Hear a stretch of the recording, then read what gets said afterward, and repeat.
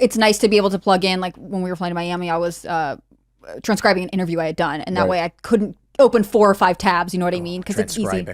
I'm 100 years old, Tim. What can I say? No, it's just like the worst job ever. I know. The worst thing. But like occasionally there's things that you're thinking, if I just buckle down and do this, it will be great. But the mainstream media doesn't. I mean, and the same thing with social media, right? They need you to constantly be checking your apps. They need you to want the notifications. They need you to be hooked up to the dopamine. And in some ways, the way this news cycle is working, I'm sure everyone can point to something else. It reminds me a lot of the beginning of COVID, right? Every 5 seconds, that's their business model, right? You're checking constantly for updates on where you're allowed to go. Do you remember that during COVID there were states where you couldn't travel from another state? Yeah. That was such a bizarre time. And so you were constantly looking for new information. Weren't there checkpoints between New York and Connecticut? Yeah. That's crazy. They get like full tests to go to Hawaii. Yeah. That's a lot of tests. There was Hawaii, that woman who got arrested because she flew to Hawaii and then filmed herself like walking around, and they were like, you didn't quarantine and get tested and stuff. Yeah. They almost didn't let me in the room to see my daughter be born.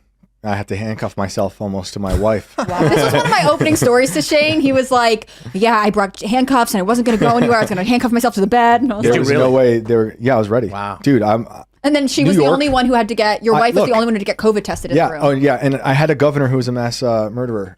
We can get into that later. But speaking about like the news and missing it for an hour, like last time I was on IRL last week, it was when the hospital was supposedly bombed, right? Oh, yeah. Within that first hour, there were multiple realities about that. Or last night, I'm watching the main thing unfold with the shooter, and there's people sharing multiple videos that aren't true or pictures of people that aren't the suspect. So it's almost like it doesn't matter what happens in an hour, because in that first hour of news breaking, there's a distortion of all this noise, and no one knows the truth, and probably for the next few weeks too, until we know more. Sometimes I like the first hour after a story has broken, because just the bare minimum details are coming out, and it gives you something to build off of, because by the time the identity of whoever's involved or the total numbers of death or these kind of tragic details that are incredibly important to report accuracy, by the time those are out, there's already a slant and you can see the way it's being bent. It's funny because I typically say, when I was teaching journalism, I like to tell the students, your best source for information is the stuff that's closest to the event. So like in Maine, it's who's there. And local but then papers, thinking of what's going on in Gaza and Israel, there's a lot of people on that ground who are manipulating news as well. And they're right there. So you got to be so careful. I keep urging people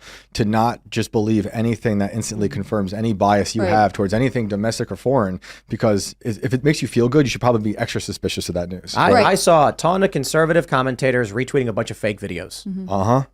All the time. It's happened a lot lately. I mean, yesterday with the shooter in Maine. Oh, yeah. Yeah, I saw. I was like, yo, what are you guys doing, man? But it's that urgency, especially Twitter, X, whatever it's called, has really emphasized this more than ever, that you have to be the first or one of the beginning people to share it, to repost it. You need to be on the front lines of everything. And it means that if you wait to verify, you're behind, but actually the truth. It's this sort of weird issue.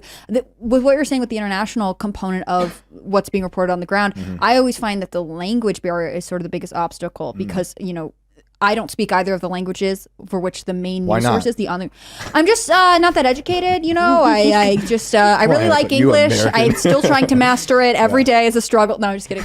But unless you're Chris Carr and you see all my typos. But the issue there is that people who can speak those languages, and I don't mean this in a mean way, have their own bias when they read the news. And so when they are reading their own sources, I mean, especially if you're, let's say an immigrant from one of these places in America, you have ties there. It makes it, not that they couldn't do it accurately, I don't want to make any accusations, but it just means there's a layer of emotional, there's two barriers you're talking about, and there's like the barrier we have to deal with here in other English-speaking countries, where it's like the barrier of bias and the words they use to describe certain people and the qualifiers they might use in terms of, like, when New York Times writes about RFK Jr., all the qualifiers I got to put in front of his name. He's a COVID conspiracy theorist, all these things, but then it's also the language barrier on top of that when you're dealing with the international news.